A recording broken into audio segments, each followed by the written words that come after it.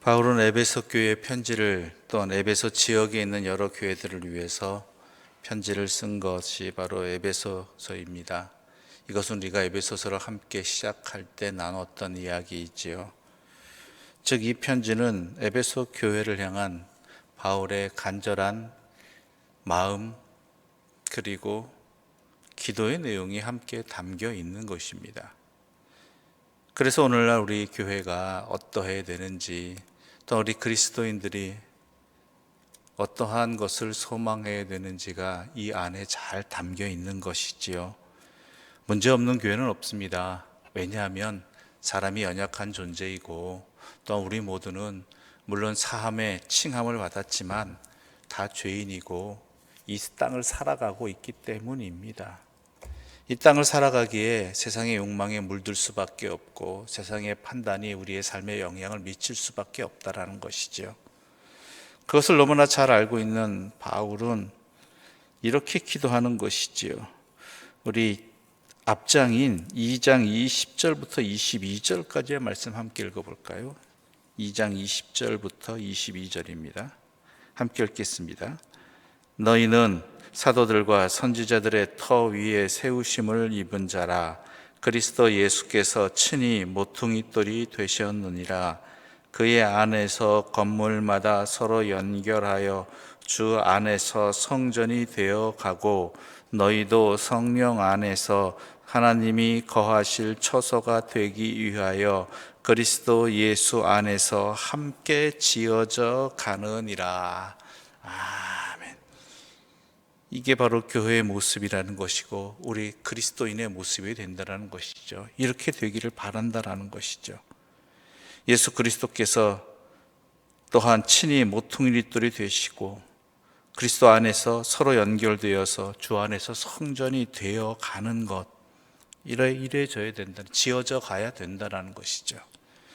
그러기 위해서는 우리에게 반드시 필요한 것이 있다는 것입니다.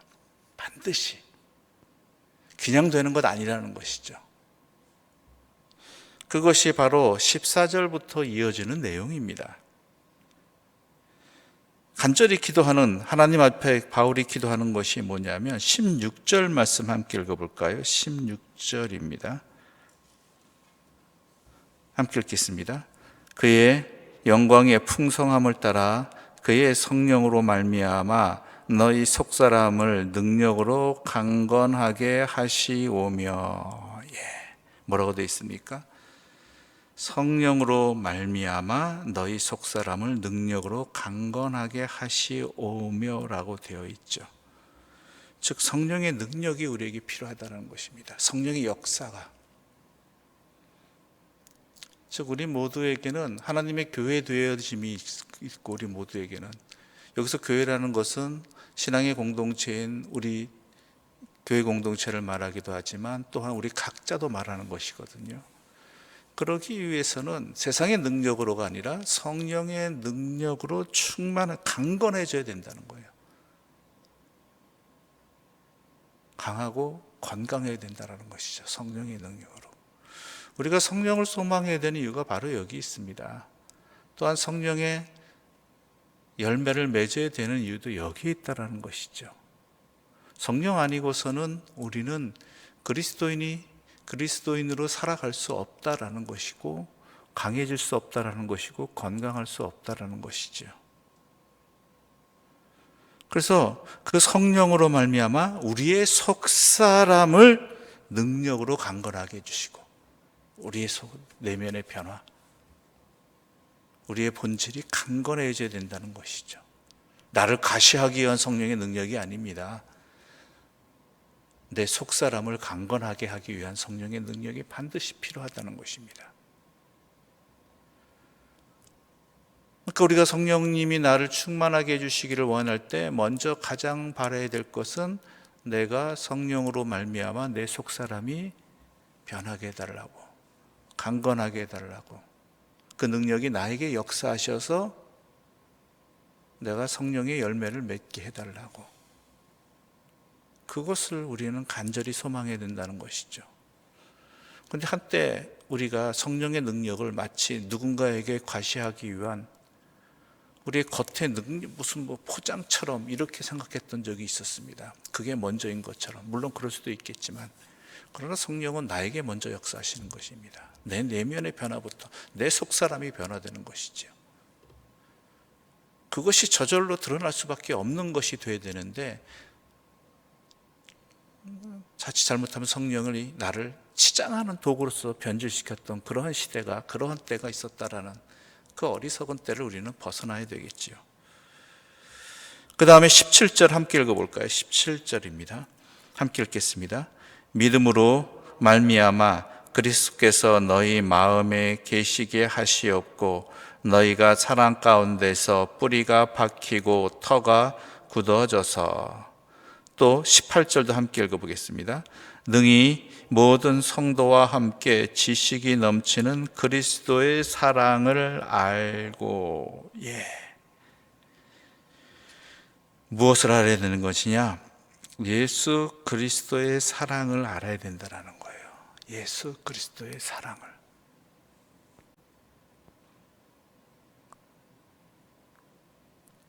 그래야 사랑을 할 수가 있어요. 100% 옳은 얘기는 아니지만 어느 정도 신빙성이 있는 이야기가 있습니다. 그것은 뭐냐면, 부모의 사랑을 잘 받고 자란 자녀가, 물론 전부는 아닙니다, 그래도 다른 사람을 사랑할 줄 아는, 제대로 사랑을 할 줄 아는 그러한 경우들이 높다라는 것이죠. 그래서 우리가 옛 선조들이 부모와 자식 간의 어떠한지, 또한 그 부모는 어떤 분이신지 알기를 원했던 것도 그 사람을 제대로 알기 위해서, 부모의 사랑을 제대로 받고 자란 자녀들은 또한 제대로 사랑을 할 줄 아는 확률이 높기 때문에 그렇게 한 것이죠. 우리는 사랑해야 된다고 이야기합니다. 그런데 뭘 가지고 사랑을 하느냐? 우리 힘으로 하는 것 아니잖아요. 그렇죠? 우리의 능력을 할 수 있는 건 아니잖아요. 내 앞가림하기 바쁜 사람들인데. 자칫 잘못하면은 잘못된 사랑을 가지고 사랑인 것처럼 착각할 수도 있다라는 것이죠. 그러한 것으로부터 벗어날 수 있는 것은 우리가 예수 그리스도에게 뿌리가 박히고 터가 굳어져서 예수 그리스도의 사랑을 제대로 알 수 있을 때, 아는 것, 바로 그것이 우리에게 반드시 필요하다라는 것이죠. 분명한 것은 예수 그리스도의 사랑은 변함없이 우리에게 충만하게 임하십니다. 언제나 우리와 함께 하십니다. 그 증거가 뭐예요? 예수를 나의 구주라고 믿고 고백할 수 있는 우리가 될 수 있었던 것이 뭐예요? 예수 그리스도의 사랑 때문이잖아요. 십자가의 사랑 때문에. 그 사랑을 제대로 알 때에 우리는 서로가 사랑할 수 있는 거예요. 에베소 교회에게 간절히 소망하는 것도 이것입니다. 성령을 통해서 너의 속사람이 충만해지기도 하지만 성령의 역사를 통해서 예수 그리스도의 사랑을 제대로 좀 알자. 유대인이니 이방인이니 이렇게 서로 갈라지고 서로 다투고 하는 것들이 왜 원인이 어디 있느냐? 예수 그리스도의 사랑을 제대로, 내가 받은 예수 그리스도의 사랑을, 나를 지금도 향하신 예수 그리스도의 사랑을 제대로 알지 못하기 때문이다라는 것이죠.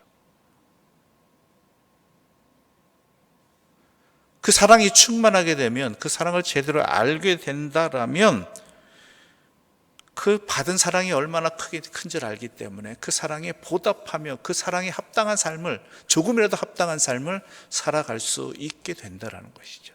그래서 바울은 이것을 에베소 교회를 위해서 기도할 때 바로 이것을 기도한 것이에요. 예수 그리스도의 사랑을 좀 알게 해 주십시오.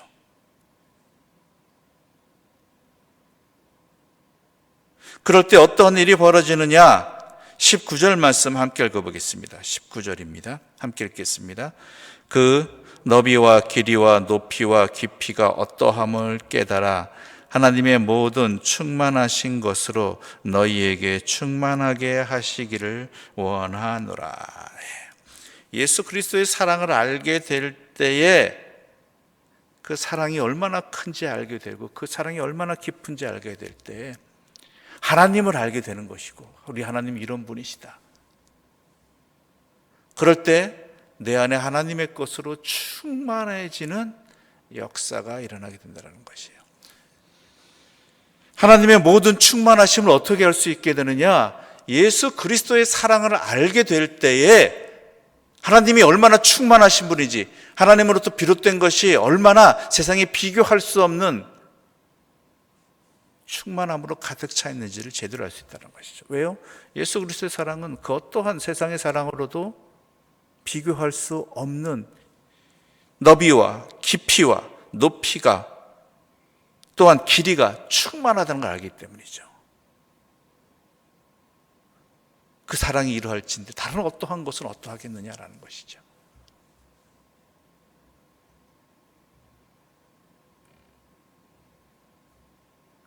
무엇을 먹을까, 무엇을 입을까, 무엇을 마실까 염려하지 마라. 하나님이 너희 아버지라는 걸 알게 안다면, 그렇죠? 하나님의 사랑이 어떠한지를 알게 된다면 이런 것으로 염려하는 것이 아니라 뭐예요? 그 사랑이 합당하게 어떻게 살아갈 수 있을까? 왜냐하면 이 모든 것들을 나를 위해 그 자신의 아들까지 내어주신 그 사랑의 그 깊음과 넓음과 또한 그 모든 것들을 제대로 안다면 그러한 먹을 것, 마실 것, 입을 것들에 대해서 하나님께서 또 예비해 두셨음을 충분히 알고 계심을, 더 좋은 것으로 주심을 충분히 알기 때문에 우리는 뭐예요? 하나님의 합당하게 살아가는, 하나님의 사랑을, 하나님의 뜻을 따르는 것으로 나아갈 수 있다는 것이죠.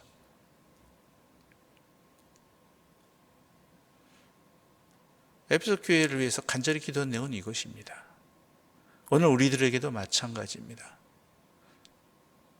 우리가 하나님의 사람으로 이 혼란의 시대, 이 근심의 시대를 살아가는데 그럼에도 불구하고 믿음의 사람으로 더욱 깊어지고 더욱 넓어지고 더욱 충만해지기를 바란다면 바울이 기도한 내용이 바로 나의 기도의 내용이 되고 나에게 이루어지기를 간절히, 우리 교회에 이루어지기를 간절히 소망해야 될 것입니다.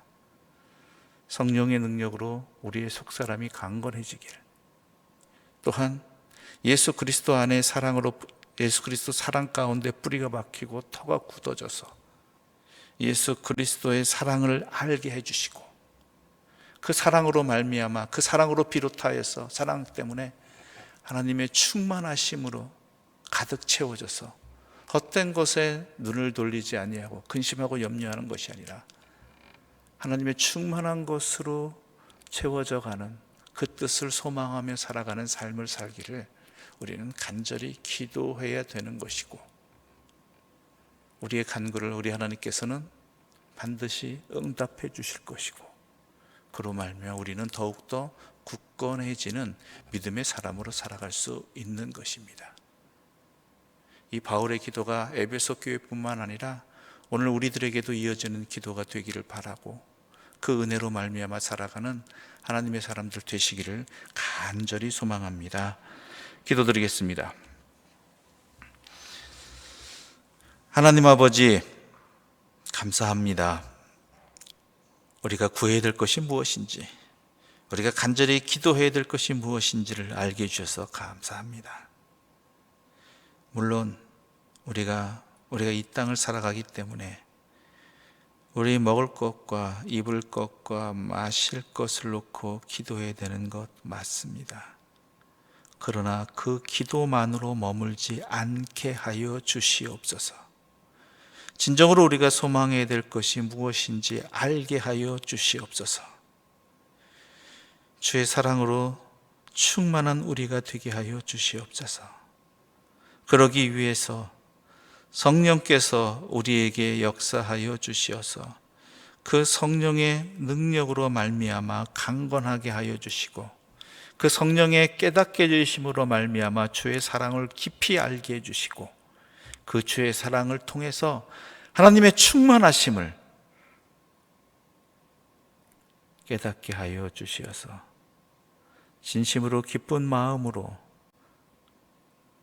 주님 앞에 이러한 것들을 구함으로 말미암아 응답받고 하나님의 사람으로, 하나님의 교회로서 든든하게 살아갈 수 있는 하나님의 것으로 충만해지는 기쁨이 넘치는 우리의 삶, 우리의 가정, 우리의 교회 되게 하여 주시옵소서.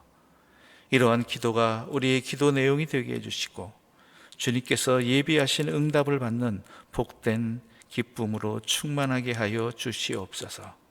이 모든 말씀 예수님의 이름으로 기도드립니다. 아멘. 하늘에 계신 우리 아버지, 아버지의 이름을 거룩하게 하시며 아버지의 나라가 오게 하시며 아버지의 뜻이 하늘에서와 같이 땅에서도 이루어지게 하소서. 오늘 우리에게 일용할 양식을 주시고 우리가 우리에게 잘못한 사람을 용서하여 준 것 같이 우리 죄를 용서하여 주시고 우리를 시험에 빠지지 않게 하시고 악에서 구하소서. 나라와 권능과 영광이 영원히 아버지의 것입니다. 아멘.